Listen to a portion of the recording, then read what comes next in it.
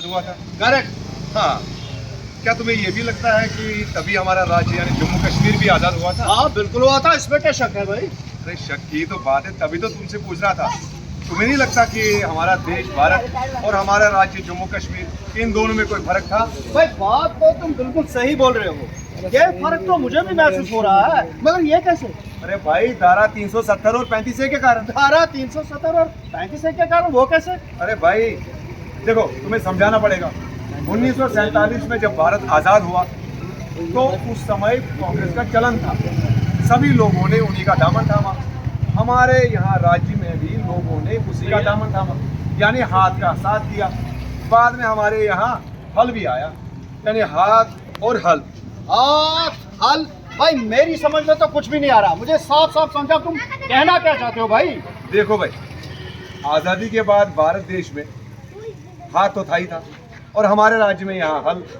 इन दोनों का जब मिलन हुआ तो हमारे राज्य को इन्होंने दलदल बना डाला, और उस दलदल में यहाँ के लोग दसते गए और बाहर निकलने का कोई रास्ता नहीं मिला। अरे भैया तुम बात कैसी कर रहे हो? जब बाहर निकलने का कोई रास्ता नहीं मिल रहा था तो इतने सालों में जो ये तरक्की हुई, ये कैसे हुई? अरे इतने इतने शानदार फ्लाईओवर बने, 4 लेन, 6 लेन, 8 लेन, इलेक्ट्रिक बसेस, और हमारे राज्य में 2 एम्स, एक जम्मू में, एक कश्मीर में, और श्रीनगर में पहली बार बुलवर्ड रोड पर मोटर रैली हुई। और इस बार हमारे माननीय प्रधानमंत्री मोदी जी ने अंतरराष्ट्रीय योग दिवस हमारे राज्य में मनाया। हाँ, अरे इतनी सारी तरक्की हुई। और हाँ, G20 समिट को भूल गए क्या?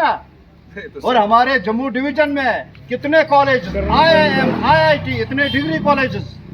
अरे भैया, लेकिन मैं तो कभी कभी मैं सोच रहा हूँ कि कभी कभी मुझे ये एक सपना सा लग रहा है भाई। सपना लग रहा है ना? ये सपना क्यों लग रहा है, ये कभी समझने की कोशिश नहीं की भाई?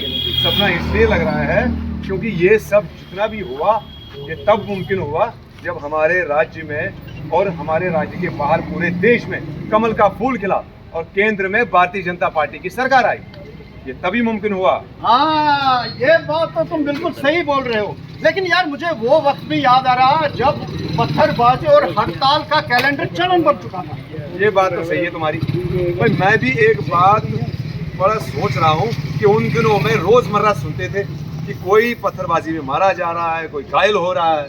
हाँ यार, ये हड़ताल की वजह से और पत्थरबाजी की वजह से तो लोगों का कारोबार ठप हो गया था। सही सही बोल। Excuse me. हाँ यस यस। जय श्री राम। हाँ जय श्री राम। जय श्री राम। तो भाई साहब ये ड्रेस बताइए किस तरफ है? हाँ क्यों नहीं, बिल्कुल। अरे भाई साहब, आप कहाँ से? भाई हम भी भारतवासी ही हैं। अरे भारतवासी हो उसमें क्या शक है भाई, लेकिन जम्मू कश्मीर के तो नहीं लग रहे भाई। जम्मू कश्मीर तो भारत का ही अंग है। ये बात और है, जब धारा 370 और 35A को हटाया गया तब जाके में ये महसूस होता है कि हमारा जम्मू कश्मीर भी भारत का ही अंग है। बिल्कुल सही कहा। आज से पहले जब भी हम जम्मू कश्मीर घूमने आते तो हमें ऐसा महसूस होता मानो हम किसी और ही देश में आ गए हैं। हाँ, धारा 370 और 35A ने ही हमें बांटा हुआ था। अरे भाई साहब, बांटा नहीं था, हमें काटा था। हाँ। और उसकी वजह ये थी कि हमारे एक ही देश में 2 विधान, 2 प्रधान और 2 निशान थे। अलगाववादियों ने, भाजपा सरकार ने धारा 370 हटाकर ऐसा प्रहार किया कि उनकी झूठ की दुकानें ही बंद हो गई। यही सही बात है, ये सही बात है। तुम तो एड्रेस पूछने आए थे भाई, यहीं के हो गए रह गए? लगता है दोस्ती हो गई तुम्हारी। हाँ। क्या बातें हो रही थी?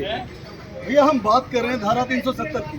धारा 370 बात तो सही है तुम्हारी, इस बारे में बात हुई। हाँ वो क्यों बोला?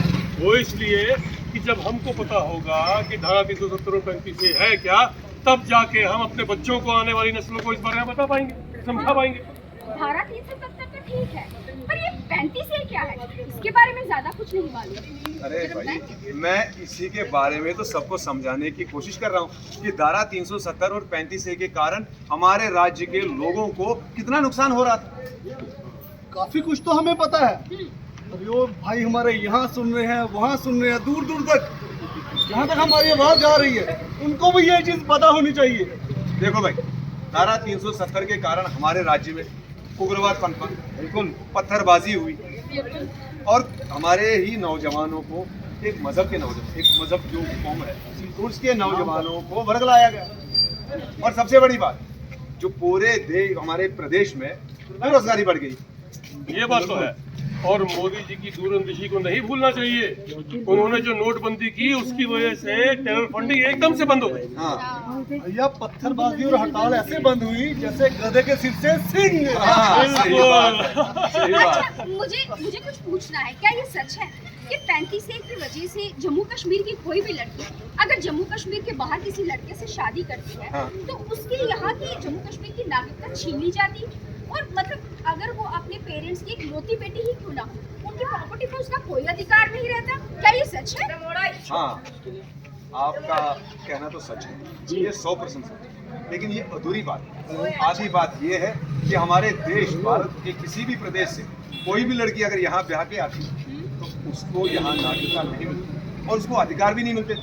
और वहीं अगर पाकिस्तान की कोई बेटी यहाँ बहू बन के आती है तो उसे अधिकार भी मिलते थे और नागरिकता भी मिलती थी। यही था 35A।